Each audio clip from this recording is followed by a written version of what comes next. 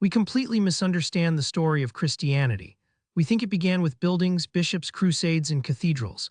But it began with a crucified Jewish rabbi, a terrified group of followers, and an empty tomb that Rome could not explain. How did a movement born in blood become the faith that reshaped the world? By the time this video ends, you will understand 1. Why Christianity did not begin as a religion of power. 2. Why the first believers were willing to die before they would deny Jesus. 3. Why the most hidden force in Christian history was not Rome, wealth, or empire, but something far more dangerous to darkness. Let's immerse ourselves in the world where Christianity was born. The streets are crowded with dust, sweat, incense, and suspicion.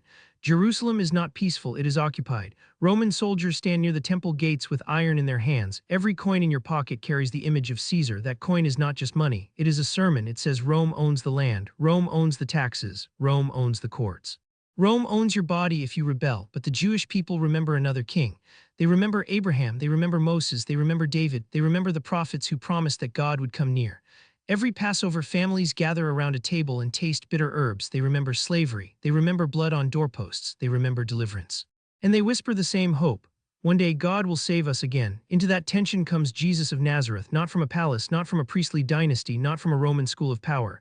He comes from Galilee, a region people look down on. He touches lepers. He eats with tax collectors. He forgives sinners in public. He speaks like a prophet but claims authority like a king. He announces a kingdom, but not the kind people expected. No army marches behind him, no throne waits in Jerusalem.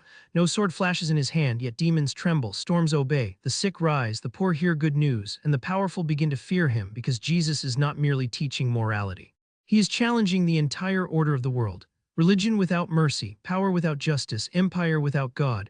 Then he asks his disciples the question beneath all history, "Who do you say that I am?" Let me read it. Simon Peter answered and said, "Thou art the Christ, the Son of the living God." And Jesus answered and said unto him, "Blessed art thou, Simon Bar-Jonah, for flesh and blood hath not revealed it unto thee, but my Father which is in heaven. And I say also unto thee that thou art Peter, and upon this rock I will build my church, and the gates of hell shall not prevail against it." Matthew chapter 16, verses 16 through 18. What is absolutely crucial to note is this.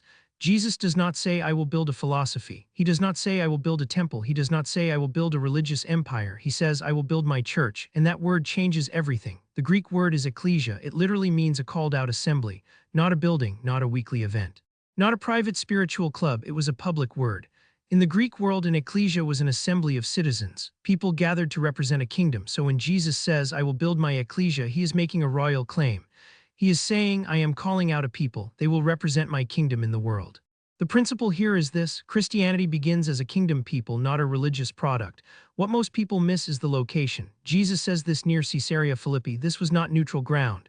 This was a city soaked in pagan worship. It had shrines, it had idols, it had imperial pride. It was named for Caesar. Rome was everywhere. And in that place, Jesus asks, "Who am I?" Not in the safety of the temple, not inside a synagogue, but in the shadow of empire, in the shadow of false gods, in the shadow of political power. Peter says, "You are the Christ." The word Christ comes from the Greek Christos. It means anointed one. It carries the Hebrew idea of Messiah, the king chosen by God, not elected by men. Not approved by Rome, not produced by religion, anointed by heaven. That translation changes everything. Christ is not Jesus' last name, it is his title. It means the promised king has arrived. The principle here is this: Jesus is not added to history. Jesus confronts history, but I have not told you the most important part yet. If Jesus asked you that same question today, what would your answer cost you?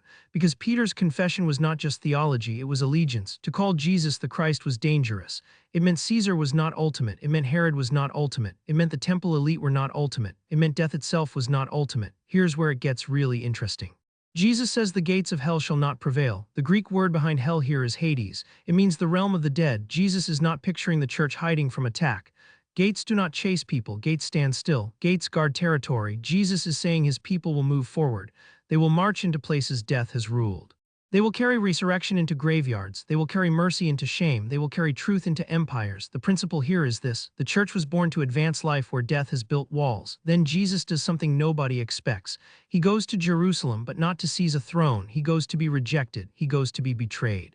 He goes to be nailed to a Roman cross.